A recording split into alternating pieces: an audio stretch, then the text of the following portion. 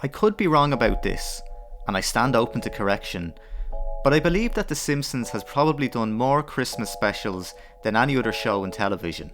So as it's December, I thought it might be fun to rank the Simpsons Christmas episodes from worst to best. Just a side note, I decided to only include full-length episodes, so the Christmas special from the Tracy Ullman shorts doesn't make the list.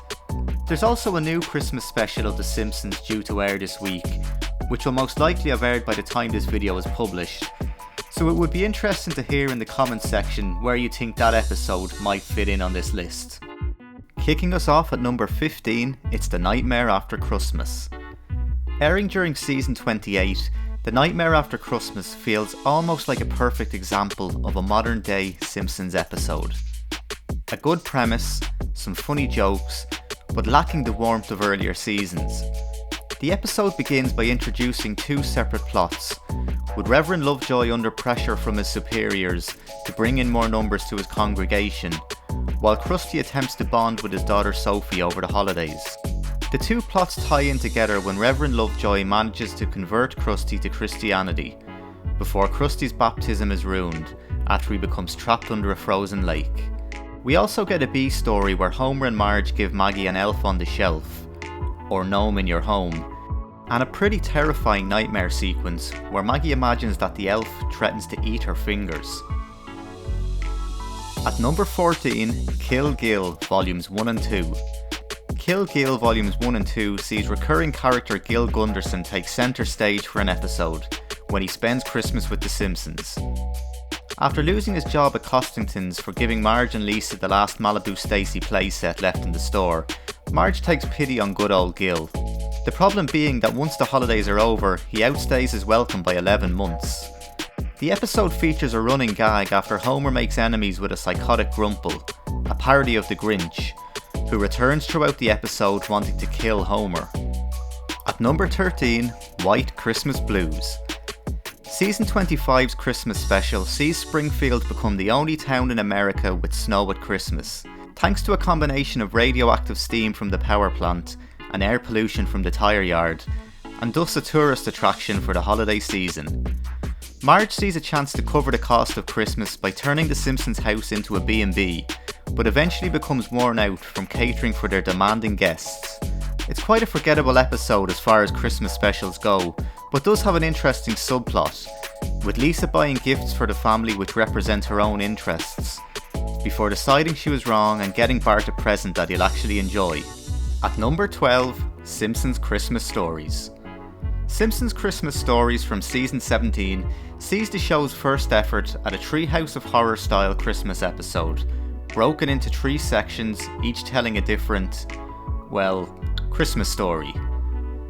The first segment is the best of the 3, a funny retelling of the Nativity with Bart playing a baby Jesus and Marge and Homer as Mary and Joseph. The episode's second segment sees Grandpa explaining why he hates Santa Claus, dating back to being stranded on a desert island during World War II with Mr. Burns, where they shoot down Santa's sleigh. The third segment is a musical parody of The Nutcracker, where we see Moe continuously try to kill himself. Yeah, let's just leave that one there. At number 11, 'Tis the 30th Season. The most recent episode on our list, 'Tis the 30th Season, is an enjoyable one. It begins with the Simpson kids asking for a new smart TV for Christmas, with Marge waiting in line all night to get one on sale. After she stops to help Gil to get his present, what is it with Gil and the Simpsons at Christmas? She misses out on the smart TV, leading her to feel stressed as Christmas approaches. The family decide to treat Marge to a surprise Christmas vacation in Florida, which turns out to be anything but enjoyable, and the family decide to head home and spend Christmas in Springfield. At number 10, She of Little Fate. This is a strange episode as far as Christmas specials go, with no mention of it being Christmas time until the final act. The plot sees Lisa become disillusioned after Reverend Lovejoy agrees to commercialise the church, in exchange for its repair after being destroyed by Bart and Homer's model rocket, and eventually converts to Buddhism with the help of Lenny, Carl, and guest star Richard Gere. When Christmas time arrives, Marge tries to bribe Lisa back to Christianity with the promise of a new pony that turns out to be Milhouse and Ralph. and Lisa discovering that she can still enjoy Christmas and keep her Buddhist faith. At number 9, I Won't Be Home for Christmas. Airing during season 26, I Won't Be Home for Christmas is an episode that focuses on the relationship between Homer and Marge. And although it might not rank with classic Homer-Marge episodes such as The War of the Simpsons or A Streetcar Named Marge, it's still a good Homer-Marge episode. After arriving home late on Christmas Eve, Marge throws Homer out of the house, saying that she doesn't want him there for Christmas. While Homer wanders the streets of Springfield, Marge gets a visit from Moe, via the chimney, to explain that it was his fault Homer didn't get home on time, leading Marge and the kids to spend the night before Christmas searching for Homer. At number 8, The Grift of the Magi. Season 11 is often described as the season when The Simpsons' golden age officially finished. And when you look at the quality of some of the season's episodes, it's hard to disagree. But as far as season 11 goes, I actually think that The Grift of the Magi is one of the season's better episodes. After Springfield Elementary becomes bankrupt, they agree to a takeover by Kids First Industry, who replace the teaching staff and secretly use the school for market research, helping to create a new must-have toy for Christmas, the Funzo doll, which it turns out is programmed to eliminate the competition and destroy other toys. The episode also features a guest appearance by Gary Coleman as a security guard at the company. At number 7, Skinner's Sense of Snow. Skinner's Sense of Snow is a strange Christmas episode, insofar as that none of the episode actually takes place at Christmas, with the entire episode set on the last day before the Christmas holidays. However, looking back over all of these episodes, I have to say that I found this one of the most enjoyable. When a snowstorm hits the town, Springfield Elementary is the only school in the area that remains open, resulting in the students and Principal Skinner becoming snowed inside the school as the storm worsens. At number 6, 'tis the 15th season. After selfishly spending the family money on an extravagant gift for himself, Homer sees the error of his ways after watching a Magoo Christmas special and begins to perform unselfish deeds. As Homer becomes the most caring man in Springfield, it irks Ned Flanders, who can't stand to see his position as the town nice guy taken by Homer.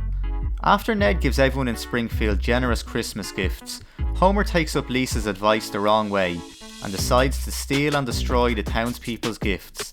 It leads to a funny parody of Homer as the Grinch, and Springfield's residents being persuaded by Ned to forgive Homer. At number 5, The Fight Before Christmas.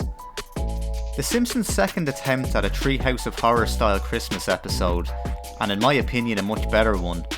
Airing as part of season 22, the episode is split into 4 segments. In the first story, Bart sets off for the North Pole in a parody of the Polar Express, with Otto as the train driver and Krusty as Santa Claus, who manages to convince Bart that his company is broke, before throwing a party once Bart leaves. In the second story, Lisa imagines Christmas during World War II, with Marge as a soldier and Homer at home looking after the kids. In the third story, Marge receives a visit from Martha Stewart, and in the final story, Maggie dreams that the Simpsons are puppets in a parody of the Muppet Tonight Show, with a guest appearance from Katy Perry. At number 4, Miracle on Evergreen Terrace. When Bart accidentally burns the family Christmas tree and presents while playing with his new present of a remote control fire engine, he buries the ashes and blames it on a burglar. The people of Springfield take pity on the Simpsons and raise money to save their Christmas, only to take it all back when they realise what really happened. One of my favourite moments is when Bart promises to be good between going to bed and morning time, only to attack his nightstand within a few seconds. The episode's last scene is also a really nice finish, with the family bonding over the only item left in the house, an old washcloth. At number 3, Holidays of Future Past. The episode, which was originally written as a series finale, Holidays of Future Past aired in season 23, and I guess many critics of how long The Simpsons has been on the air would probably wish this had been the series finale. The plot sees the series jump forward 30 years and gives us a look at how life is for the Simpson clan in the future. Bart's divorced with 2 sons, Lisa has a teenage daughter and is married to Milhouse, and Maggie's a world famous pop star, although we still don't get to hear her speak. It's a really good episode with some touching scenes, particularly when Bart and Lisa have a heart-to-heart in the treehouse and Homer makes peace with his dad. It definitely feels like it would have been a satisfying series finale, and makes me think that an episode based in the future might still be the way the writers decide to end the show when it eventually finishes. Although maybe without Lisa being married to Milhouse. I mean, she can do better, surely. At number 2, Simpsons roasting on an open fire.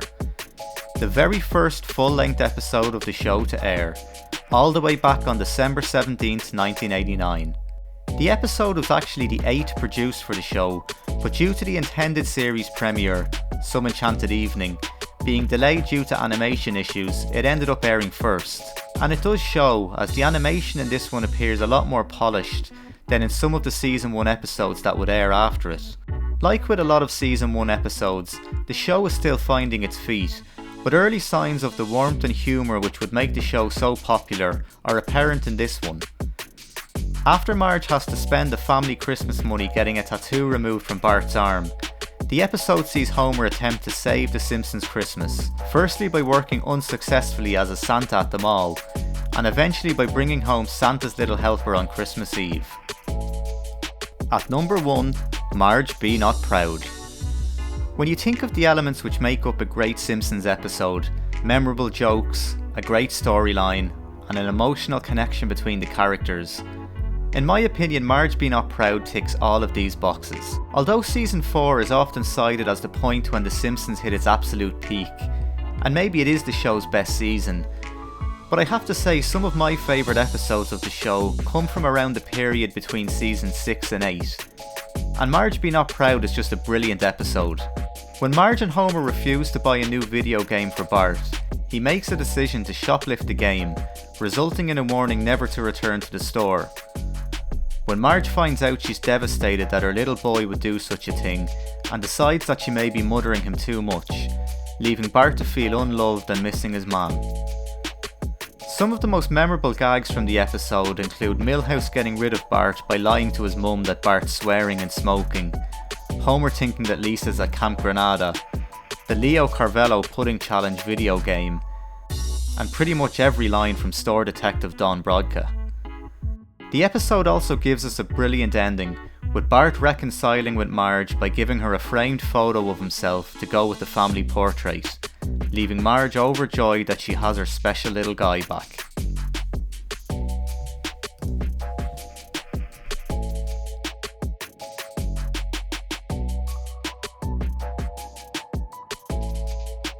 Thank you all so much for watching, and don't forget to hit the subscribe button and give the video a thumbs up. I hope everybody enjoys the holiday season, and keep an eye out for the next video which I plan to upload in the first week of January. See you all then.